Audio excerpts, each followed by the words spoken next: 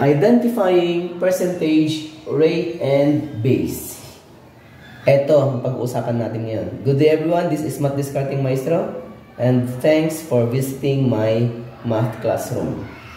Isang paraan para madaling maintindihan ang word problem involving percentage, rate, and base ay syempre kailangan makilala natin kung ano ba yung mga pagkakaiba ng percentage, rate, and base. Kapag sa word problem na, kailangan alam natin kung alin ba doon ang percentage, alin ba ang rate, alin ba ang base. Unahin natin yung percentage. Pag sinabi natin percentage, this is the number representing a part of a whole. Ito yung bahagi lamang o portion ng isang kabuuan. Mamaya bibigyan ko yun ng clue word para lalong ma-identify natin kung ano yung percentage sa word problem. Ano naman yung rate? Pag sinabi naman natin rate, it is the number expressed in percent. So, itawag itong percent. Mamaya magbibigay din ako ng clue kung paano ma-identify yung rate. Pag sinabi naman natin base, it is the number that represents the whole or entire amount where a part or percent is taken. So, bali yan yung tinatawag na kabuuan. Ano ba yung mga clue word o yung mga palatandaan natin para lalo natin makilala ang percentage, rate, at saka base? Sa percentage, ito ay nasa tabi ng word na is. Okay? Pagkatapos man ng is or bago sa word na is. Yung rate naman, ayan. Pag nakita kayo ng number na may percent sign na number, yun na yung rate. O kaya mayroon siyang word na percent. Yun na yung rate. So, magpapakita ako ng isang word problem para mas lalo natin maintindihan. So, we have 30% of 40 pesos is 12 pesos. So, unahin natin to. Meron tayong dito ang 30%. Anong sabi natin kanina? Kapag may nakita tayong number na may percent sign, yun na yung ating rate. So, this is the rate.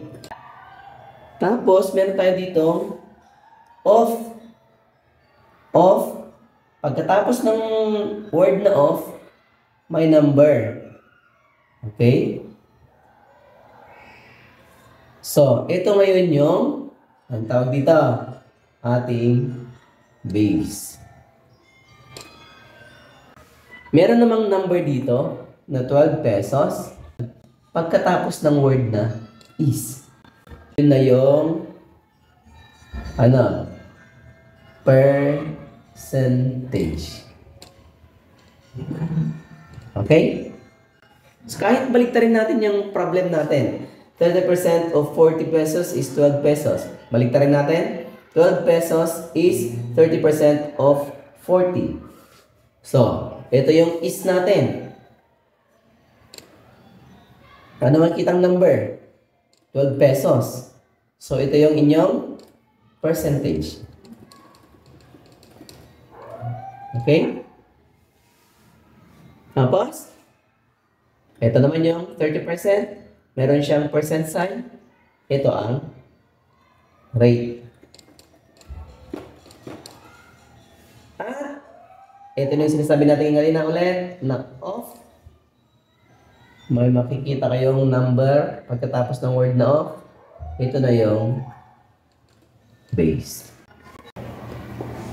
Okay, let's try another example. We have 25% of 500 is 125 pesos. Alin sa palagay nyo ang entire amount dyan o yung kabuuan? Ha? Okay, of course, yung 500. Kaya ito ang magiging base. Okay? At isa pang palatandaan nyo, yung word na off. Pagkatapos ng off ay may 500 pesos. Then you have, ito, napakadali na, 25%. So, yun yung inyong rate. At magkano ang kinuha mula sa 500 ayon dito sa rate? Yan ay 125 pesos. Yung bahagi na kinuha mula dun sa base ay tinatawag na percentage. Yan. Sa pampalatandaan nyo, ayan, yung word na is. So susunod, tignan na natin dito kung kaya nyo i-identify yung nawawala. Find 95% of 200. 95% ay yung inyong rate. 200 of 200, that is the base.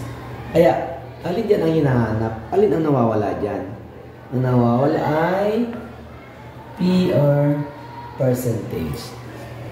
How about, what percent of 500 is 125? So, we have, ito yung kabuuan, the entire amount or the whole of 500, that is the base. 125, ito na yung bahagi na kinuha mula sa 500 na base. Yan yung percentage. At sa palatandaan nyo, yung word na is, pagkatapos ng is ay merong 125, yan yung percentage. What percent? Percent. Ang tawag pa natin sa percent ay yung rate. Okay? Balik tayo. 25% of what number is 20? 25%, ito yung rate. Of what number? Of what number? Yan yung inyong base. Is 20. Yan yung percentage. So, ang nawawala ay base. Okay? 19 is what percent of 38? 19 is, ito yung bahagi. So, ito yung percentage. What percent? Anong rate? Sa anong rate? That is the rate. Of 38. Yung kabuuan. Tapos yung word na of. Ito ang base. So, ang nawawala dito ay rate. If you haven't subscribed to my channel yet, please, anong gagawin? Please subscribe. Paki-like and share mo na rin. At syempre, follow mo yung aking channel, Matt Discarting Maestro, para di mo ma-miss mga susunod kong mga videos pa. Ito yung susunod dito ay yung formula ang manggagamitin para makuha natin yung percentage, rate, and base. Okay. Antayin niyo yan, ha? Okay, bye-bye. Thank you. Thank you so much.